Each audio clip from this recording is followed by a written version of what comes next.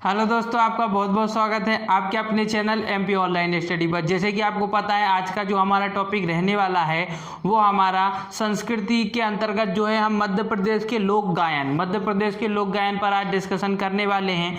बात करते हैं मध्य प्रदेश के लोक गायन। तो जैसे कि आपको बताएं कि कई क्षेत्रों के हम देखें, अगर एमपी के अकॉर्डिंग, मैप के अकॉर्डिंग देखें तो हर क्षेत्र के अपने एक प्रसिद्ध गीत होते हैं जो कि हर त्योहारों पर उत्सव के रूप में गाए जाते हैं। हर क्षेत्र के क्षेत्र के आधार पे भी, मौसम के आधार पे भी और त्योहारों के आधार पे भी कई प्रकार के गीत होते हैं जो एक पर्टिकुलर क्षेत्र द्वारा, एक पर्टिकुलर एरिया द्वारा या पर्टिकुलर जिले द्वारा उस गीत को गाया जाता है। तो ऐसे कई प्रकार के गीत जो होते हैं उनको ही हम क्या बोलते हैं? लोक गायन बोलते हैं। लोगों द्वारा गाए जाने वाले कई प्रकार के क्षेत्रीय गीत जो क्षेत्रों में फेमस होते हैं, उनके क्षेत्र के आसपास फेमस होते हैं, त्योहारों के टाइम पे गाए जाते हैं, वो कहलाते हैं लोक गायन। तो लोक गायन के ऊपर आज हमारा डिस्कशन होने वाला है, जिसके अंतर्गत मैं आपको मध्य प्रदेश के अंतर्गत कितने प्रकार के लोक गायन होते हैं वो भी मैं बताने वाला हूँ। जिसके अंतर्गत देखिए, पहले मैं आपको मैप के अकॉर्डिंग बताता हूँ। सबसे पहले आप समझिए मालवा अंचल। मालवा अंचल मतलब मालवा पठार का क्षेत्र पूरा मालवा अंचल हो जाएगा।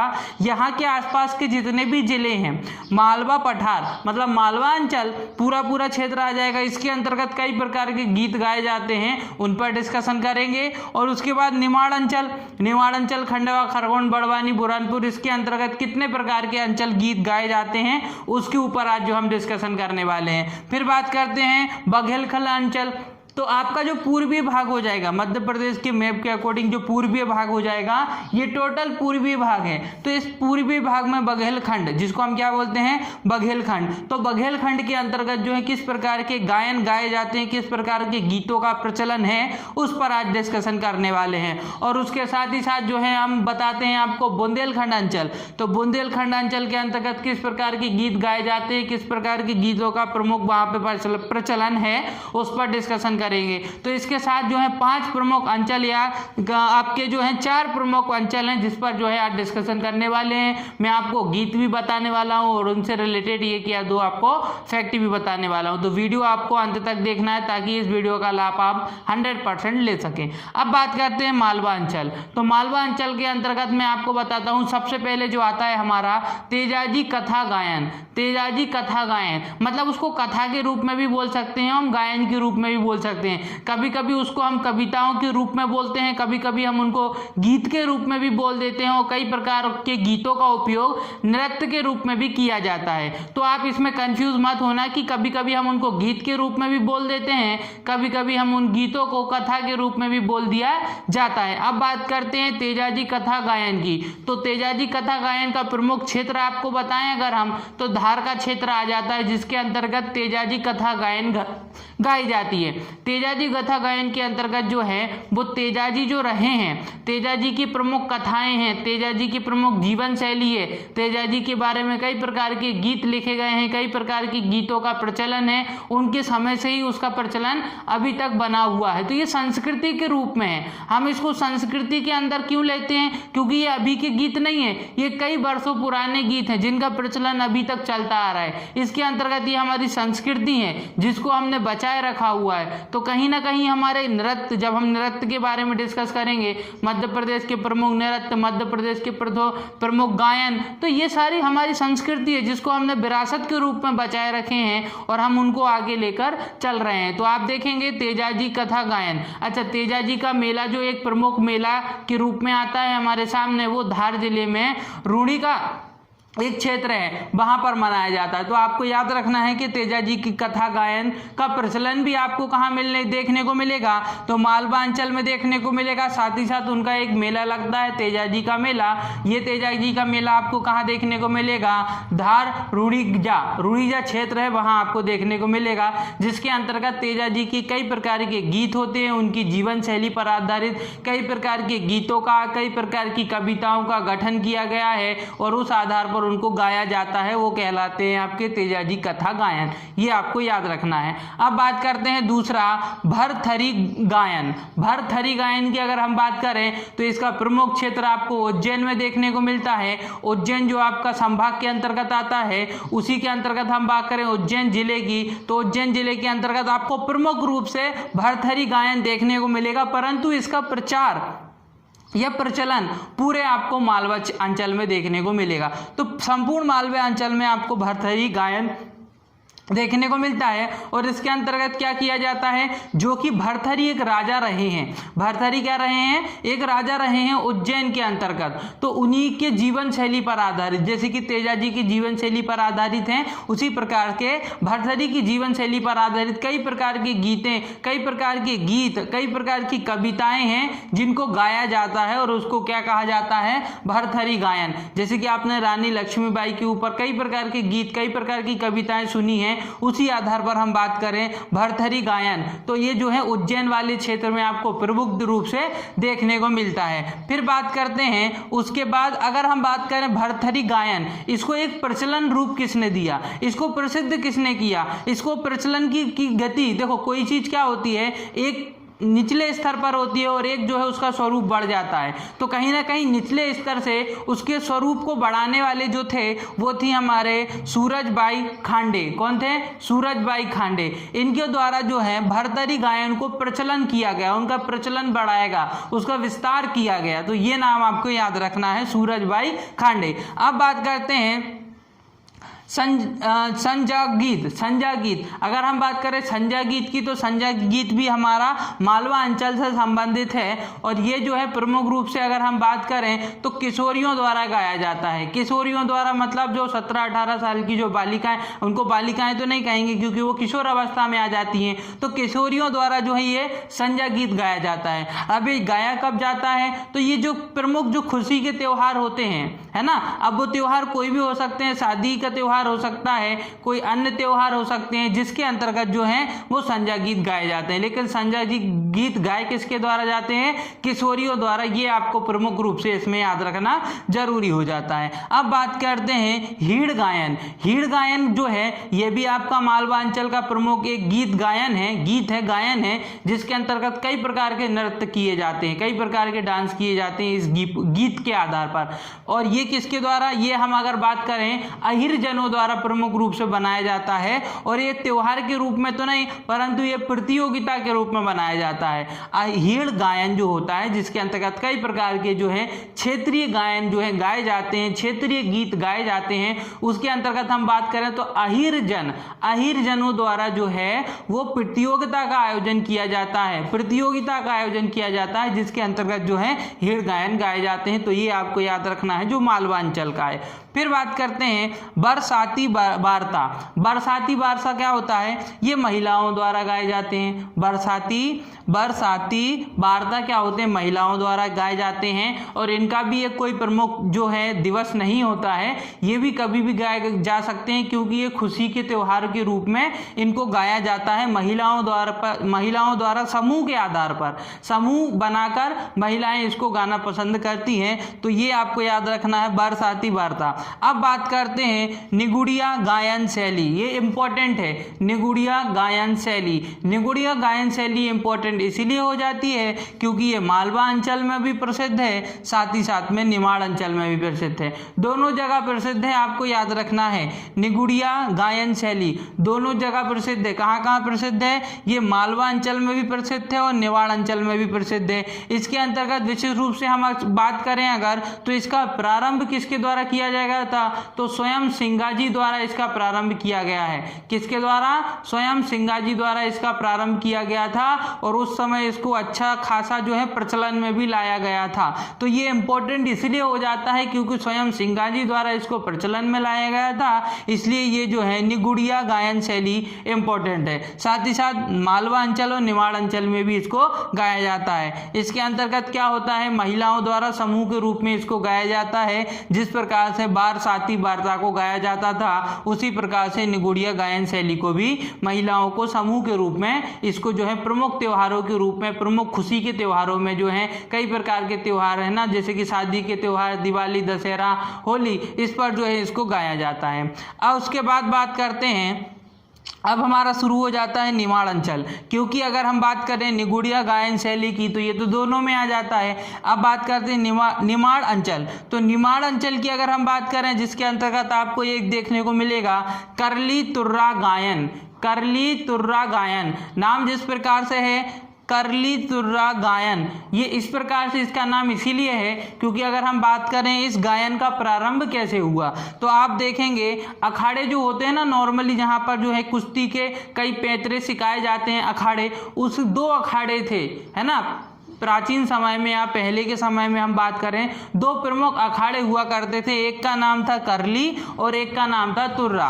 क्या था? एक का नाम था करली और एक का नाम था तुर्रा। 2 प्रमुख अखाड़े थे। उनके मध्य वार्तालाप के आधार पर एक प्रतियोगिता का आयोजन किया गया। आप समझते हैं ना, वाद विवाद किसको बोलते हैं? जिसमें बातों के आधार पर एक दूसरे को हार या जीत का निर्णय लिया जाता है, बातों के आधार पर। उसी प्रकार से गीत के आधार पर भी क्या होता है, जीत या हार का निर्णय लिया जाता है। तो उसको उसके अंतर्गत जो है क्या गाया जाता है, करली तुल्ला गायन। इसमें जो है वाद विवाद होता है बट गीतों के आधार पर होता है। जो जितना अच्छा गीत गाएगा वो उस प्रतियोगिता को जीत जाता है। ये प्रतियोगिता मुख्य रूप से रात्रि के समय चलती है और संपूर्ण रात्रि में जो है इसका आयोजन किया जाता है। और अब जो धीरे धीरे ये प्रचलन में आती गई, क्योंकि सबसे पहले करली जो अखाड़ा था और तुर्रा जो अखाड़ा था, उन दोनों के मध्य प्रतियोगिता का आयोजन किया गया और इसके अंतर्गत ही जो है वो फिर ये गायन के रूप में आ गया। उस समय जो गीत गाए गए वो एक गायन के रूप में आ गया और तब से लेके अब तक ये प्रचलन के रूप में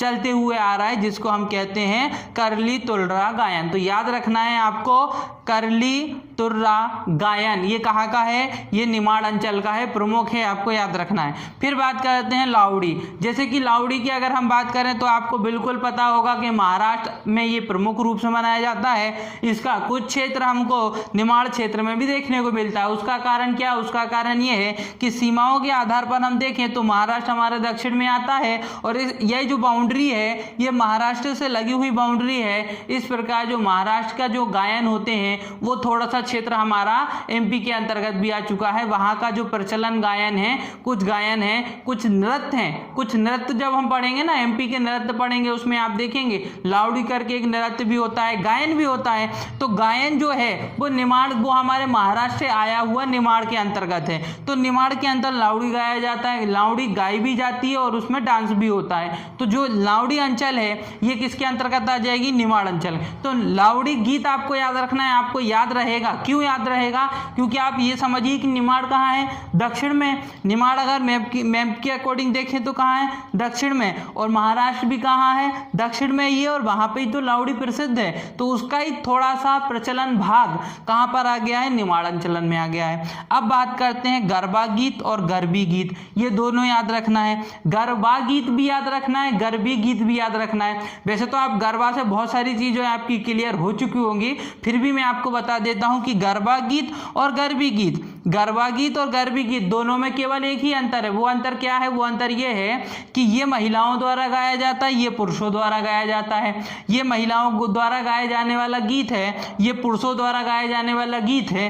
गीत कब गाया जाता है? जब हम जो है गरबे का शुरुआत करते हैं, जब गरबे की शुरुआत की जाती है उस समय महिलाओं द्वारा जो है प्रारंभ करने के लिए, गरबा प्रारंभ करने के लिए जो है तालियों के आधार पर, जैसे कि आपको तो पता है गरबे का भी आधार क्या है, तालियों के आधार पर ही गरबे किए जाते हैं, कितने स्टेप में आप कर रहे हैं। तो उसी आधार पर हम अगर बात करें तो गरबा गीत और गरबी गीत होता है। लेकिन गरबा गीत महिलाओं द्वारा जब गरबा प्रारंभ हो रहा होता है उस समय गाया जाता है और इसी के आधार पर जो है गरबा किया जाता है, क्योंकि ये तालियों के आधार पर गीत गाया जाता है और उसी आधार पर गरबा किया जाता है। धीरे धीरे जो है फिर प्रचलन में आता गया और फिर उसका जो है फॉर्मेट भी चेंज होता गया। अभी गरबे का जो है फॉर्मेट भी चेंज हो गया, लेकिन पहले गीत के आधार पर जो है गरबे का आयोजन होता था। फिर बात करते हैं गरबी गीत। तो गरबी गीत भी जो है आपकी नवरात्रि के अंतर्गत जो गरबा होता है तभी गाया जाता है, परंतु ये पुरुषों द्वारा जो है पुरुषों द्वारा गाया जाने वाला गीत होता है गरबा गीत। अच्छा, ये गीत जो है दोनों प्रकार से गाया जा सकता है, खड़े होकर भी ये गीत गाया जाता है और बैठकर भी ये गीत गाया जा सकते हैं, ये दोनों ही गीत। फिर इसके बाद बात करते हैं गबलन। गबलन गबलन गीत की अगर हम बात करें तो गबलन गीत भी आपका कहाँ प्रचलन में आता है, अंचल निमाड़ अंचल के अंतर्गत ही प्रचलन में आता है। इंपॉर्टेंट क्यों है, क्योंकि जो कृष्ण भक्त हैं या जो राम भक्त जो रहे हैं प्राचीन, जैसे कि मीराबाई, इनके अंतर्गत कई गीत बनाए गए और फिर वो गीत धीरे धीरे क्या होते गए, प्रचलन में आ गए। जैसे कि हम बात करें जब रामलीला होती है या कृष्ण कथा होती है, उस समय जो गीत गाए जाते हैं, तो उस समय जो गीत गाए जाते हैं वो कौन से गीत कहलाते हैं, गबलन गीत कहलाते हैं। और ये प्रमुख रूप से कहाँ प्रचलन में माने जाते हैं, निमाड़ अंचल में माने जाते हैं। तो इसमें आपको दो चीज याद रखना है कि रामलीला के समय, जब रामलीला होती है उस समय, और जब कृष्ण कथाएं होती हैं उस समय जो प्रमुख रूप से गीत गाए जाते हैं वो गीत क्या कहलाते हैं, गबलन गीत कहलाते हैं, जो कि निमाड़ अंचल के अंतर्गत आते हैं। फिर बात करते हैं मसान्या। मसान्या की अगर हम बात करें तो मसान्या एक प्रमुख मृत्यु गीत है। मृत्यु गीत मतलब जब किसी की मृत्यु हो जाती है उस समय इस गीत को गाया जाता है, मसान्या गीत। इसमें आपको यही पॉइंट याद रखना है जो शायद आपको याद भी रहेगा, क्योंकि थोड़ा सा पॉइंट हटकर है तो आपको याद ही रहेगा कि मसान्या गीत जब किसी की मृत्यु हो जाती है तो उस समय जो कई प्रकार के गीत गाए जाते हैं, आपने भी नॉर्मली देखा ही होगा। तो उस समय जो गीत गाए जा रहे हैं निमाड़ अंचल में, उनको हम किस नाम से जानते हैं, उसको हम जानते हैं मसान्या गीत के नाम से। किस नाम से जानते हैं, मसान्या गीत के नाम से जानते हैं। तो आपको ये चीज याद रखना है। फिर बात आती है विदेशिया गायन। विदेशिया गायन इसको क्यों कहते हैं, सबसे पहले तो आप ये समझिए कि इसको विदेशिया गायन क्यों कहा जाता है। आखिर इसको विदेशिया गायन इसलिए कहा जाता है क्योंकि ये गाए कहाँ जाते हैं, बघेलखंड अंचल में। देखो बघेलखंड अंचल में गाया जाता है आपका विदेशिया गायन। इसमें क्या किया जाता है, जब हम एक गांव से दूसरे गांव जाते हैं तो सुनसान रास्ता पड़ता है, क्योंकि पैदल जाते हैं लोग क्या करते हैं, गांव के लोग पैदल जाते हैं एक गांव से दूसरे गांव तक। तो जब वो पैदल जाते हैं तो उस समय सुनसान रास्ता होता है, कोई बात करने के लिए भी नहीं, अगर नहीं है उनके साथ उस समय, तो उस समय वो गीत गाते हैं। तो उस समय जो उनके द्वारा गीत गाए गए वो क्योंकि प्रचलन में आ गए, क्योंकि उस समय तो यही होता था कि एक गांव से दूसरे गांव लोग पैदल ही जाते थे, अभी गाड़ी का इस्तेमाल करने लगे। वो तो धीरे धीरे वो गीत जो है प्रचलन में आते गए, और उस समय जो गीत गाए जाते थे वो सुनसान रास्तों में गाए जाने वाले गीत विदेशिया गायन कहलाते हैं। और एक और याद रखना है, बिरहा। अच्छा, ये जंगलों में भी गाए जाते हैं, कौन से, विदेशिया गायन जो है जंगलों में भी गाया जाता है। लेकिन अगर हम बात करें बिरहा, तो बिरहा जंगलों में तो नहीं, परंतु सुनसान रास्तों पे गांव में गाए जाने वाला एक प्रमुख गीत है बिरहा गीत, जो किस गांव में गाया जाता है, तो बघेलखंड अंचल के जो गांव हैं वहां पर इनको गाया जाता है। तो ये इंपॉर्टेंट है, ये भी इंपॉर्टेंट है, टॉपिक हटकर है, याद हो जाएगा। विदेशिया गीत रास्ते में, सुनसान रास्ते पर गीत जो गाए जाते हैं वो प्रचलन में आ गए। वो प्रचलन में जो गीत आए जंगलों में, जिस समय अगर जंगलों में हम जा रहे हैं, कोई बात करने के लिए नहीं है, तो हम कौन से गीत गाते हैं, उस समय जो गीत गाए जाते थे तो वो धीरे धीरे प्रचलन में आ गए और वो विदेशिया गायन कहलाने लगे। और उसी प्रकार से बिरहा गायन भी है, जो सुनसान रास्ते पर गाए जाने वाले गीत के अंतर्गत आते हैं। फिर बात करते हैं बसदेवा गायन। बसदेवा गायन ये भी कहाँ का है, बघेलखंड अंचल के अंतर्गत ही आता है बसदेवा गायन। अब बात करते हैं बसदेवा गायन के अंतर्गत आखिर क्या किया जाता है। तो इसके अंतर्गत जो है, जैसे कि आपने रामायण देखी है, तो रामायण के अंतर्गत भी कई आपको गीत देखने को मिलेंगे।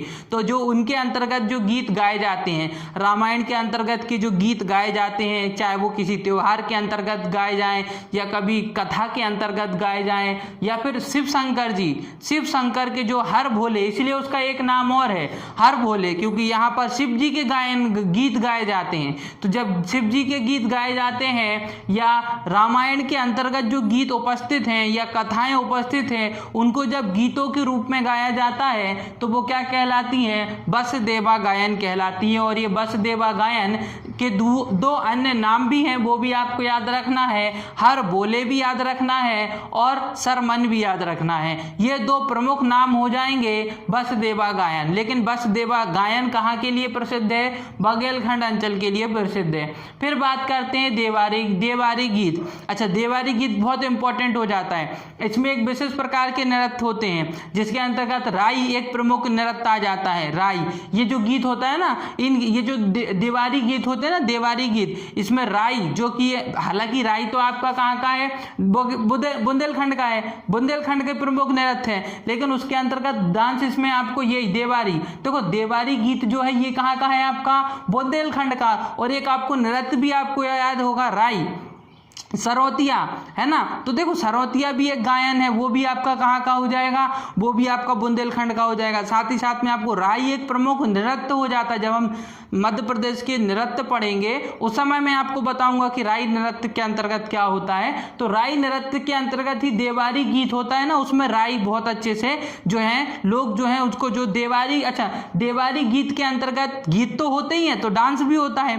तो ये जो डांस या जो नृत्य होता है उसमें एक विशेष प्रकार का जो है सेटअप लिया जाता है, गेटअप लेते हैं वो, और अपने सिर पर जो है मोर का पंख लगाते हैं, मोर का पंख। ये जो देवारी गीत होता है इसके अंतर्गत डांस होता है और अपने सिर पर जो है मोर का पंख लगाते हैं। और ये जो है दिवाली के समय नॉर्मली क्या होता है, दिवाली के समय खुशी का माहौल होता है तो उस समय जो है डांस किया जाता है। एक विशेष प्रकार का पोशाक पहनकर जो है डांस होता है और घर घर जाकर जो है वो हम जो है डांस करते हैं और भेंट के रूप में वो हमको पैसे देते हैं। तो इस प्रकार का जो है देवारी गीत भी गाया जाता है, साथ ही साथ वहाँ पर गीत गाए जाते हैं और साथ ही साथ वहाँ पर जो है हमको जो भेंट के रूप में पैसे मिलते हैं। तो देवारी गीत आपको याद रखना है बुंदेलखंड अंचल से संबंधित है। अब आ जाते हैं भोला गीत। भोला गीत कब गाए जाते हैं, तो भोला गीत तब गाए जाते हैं जब नर्मदा नदी के पास या नर्मदा नदी में स्नान करने के लिए जा रहे होते हैं तो उस समय पुरुष या महिलाओं द्वारा जो गीत गाए जाते हैं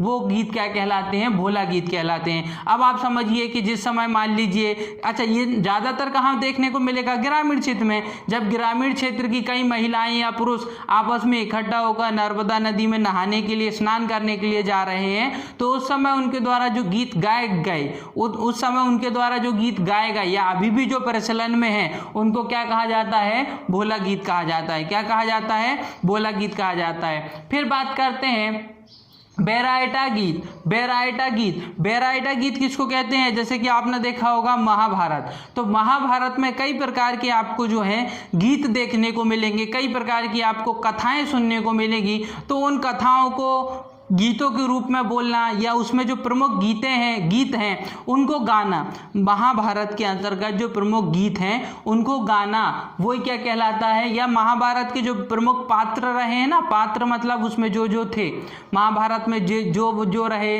नायक रहे, महानायक रहे, बात करें जितने भी पात्र थे, जितने भी कैरेक्टर थे, उनके अंतर्गत जो गीत गाए गए, उनकी जीवन शैली पर आधारित जो गीत गाए गए वो गीत क्या कहलाने लग गए, बैरायटा गीत कहलाने लग गए। तो महाभारत से संबंधित है, आपको याद रखना है। और महाभारत में जो प्रमुख पात्र रहे हैं उनके ऊपर उनकी जीवन शैली पर आधारित जो गीत गाए गए वो बैरायटा गीत कहलाए गए।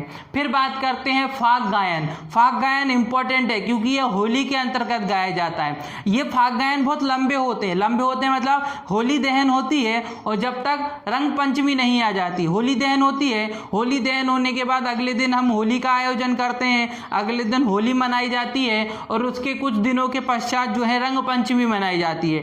तो आप समझिए कि फाग जिस दिन होली जलाई जाती है, होली का दहन किया जाता है, तब से लेकर तो रंग पंचमी तक ये जो इतने दिन का गैप होता है, इसमें गाए जाने वाले गीत कौन से गीत कहलाते हैं, फाग गायन कहलाते हैं। इसमें कई प्रकार के गीत गाए जाते हैं, वो क्या कहलाते हैं, फाग गायन कहलाते हैं। तो ये आपको याद रखना है, जो आपका कहाँ का हो जाएगा, बुंदेलखंड अंचल के अंतर्गत आता है। फिर हरदौली की मनौती। हरदौली की मनौती का मतलब ये होता है, जैसे कि हरदौली की मनौती की अगर हम बात करें तो हरदौला जो एक राजा रहे हैं, बुंदेलखंड की एक प्रसिद्ध राजा रहे हैं हरदौला। जैसे कि आपने वो सुना है, हरदौलो बुंदेलो के मुंह, हमने सुनी कहानी थी, खूब लड़ी मर्दानी वो तो झांसी वाली रानी थी। तो उस समय जब झांसी की रानी हुआ करती थी, उस समय या उसके बाद के जो राजा रहे हैं, जैसे कि हरदौली, जो हरदौली की मनौती, हरदौली की मनौती बहुत प्रसिद्ध है इनकी कहानियां। आप कभी इनकी कहानी देखें, बुंदेलखंड के अंतर्गत आला उदल की कहानियां, आला उदल के गीत, ये बहुत सारी चीजें हैं, बहुत प्रसिद्ध हैं। आला उदल के गीत भी बहुत आप सुंदर सुनेंगे ना, बहुत सुंदर लगेंगे आपको। आला उदल की जो लड़ाइयाँ हुआ करती थी, आला उदल की आपस में जो लड़ाइयाँ हुआ करती थी, उसको गीत का रूप दिया गया है। और ऐसा बोला जाता है, ऐसा माना जाता है कि आला उदल के जो गीत हैं वो सबसे लंबे गीत हैं, है ना। जैसे कि काव्य पढ़ते हैं ना हम, कई प्रकार के काव्य होते हैं, तो हमको पता चलता है कि महाकाव्य भी होते हैं, महाकाव्य से बड़ा कुछ होता ही नहीं है। तो उसी आधार पे जैसे गीत होते हैं ना, तो इनके गीत सबसे लंबे होते हैं, इनके गीत कई प्रकार के गीत हैं और इनकी पूरी जो जीवन शैली रही है, आला उदल की जो जीवन शैली रही है वो गीतों के आधार पर है। पूरी आप गीत सुनेंगे तो आपको पूरी उनकी जीवन शैली पता चल जाएगी कि प्रारंभ से लेके अंत तक उनके द्वारा क्या किया गया, आला उदल द्वारा। तो आला उदल के गायन भी आपको बुंदेलखंड में देखने को मिलेंगे, हरदौलों की मनौती भी आपको कहाँ देखने को मिलेगी, बुंदेलखंड में देखने को मिलेगी। तो इस प्रकार से जो है हमको ये प्रमुख जो है गीत याद रखने हैं, गायन याद रखने हैं, क्षेत्र याद रखना है, अंचल याद रखना है और एमपी के मैप के अकॉर्डिंग याद रखना है। मैप के अकॉर्डिंग इसलिए बताता हूं ताकि आपको जो है क्षेत्र आसानी से याद हो सके। आज जो है मैंने आपको गीत से रिलेटेड पूरा डिस्कशन हमने आज कंप्लीट कर लिया है। अगर आपको वीडियो पसंद आई हो तो आप वीडियो को जरूर लाइक करें, हमारे चैनल को सब्सक्राइब करें और जितना हो सकता है हमारी वीडियो को आपके फ्रेंड सर्कल तक शेयर करें। ओके दोस्तों, thank you, thanks for watching.